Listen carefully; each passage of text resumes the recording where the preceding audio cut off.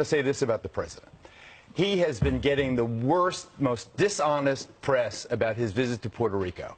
It is staggering to me how unfair, how grotesquely unfair the reporting has been.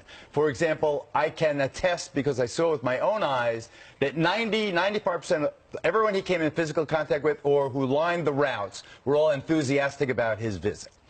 What I can't understand is why the president, my friend, insists on tweeting in a way that scares people and says... and read the tweet. It's in the teleprompter. We cannot keep FEMA, the military, and the first responders who have been amazing under the most difficult circumstances in PR forever. We know that.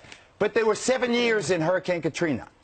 They were, in Louisiana for Hurricane Katrina. There's no similar admonition to the victims in Louisiana and Texas from Harvey or Florida from Irma. It makes it seem as if he is thinking of Puerto Ricans in a different scale of what is deserving of aid and what is not. And I think that is so sad, because I believe that the federal and other responders are doing the best job they can. And the president is right about something else. He is right about the fact that the infrastructure in Puerto Rico was an absolute disaster before Hurricane Maria. It is a dysfunctional system. It is a corrupt system. The power authority should be in jail.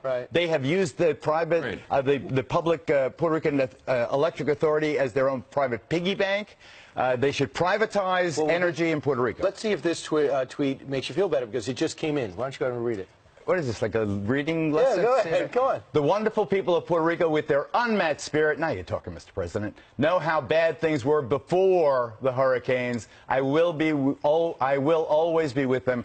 They were awful before the hurricane. 70% of Puerto Rico was out of power before Maria hit. From the Irma was a glancing blow. Last year, 3 days, it was one fire, one power plant. 3 days, the entire island was blacked out.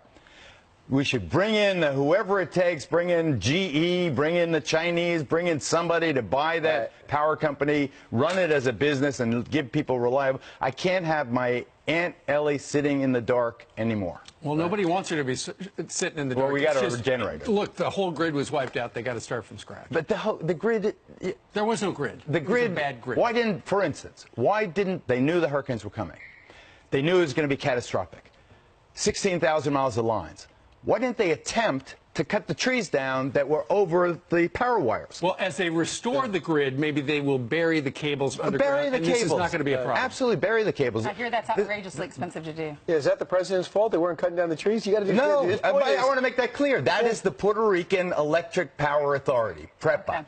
Okay. They are $6 billion in debt. They are bankrupt, and people should be in jail. They bought, for instance. You should be made. Why don't you I should. I would love to. They bought sludge, and they charge the consumers for first-rate diesel.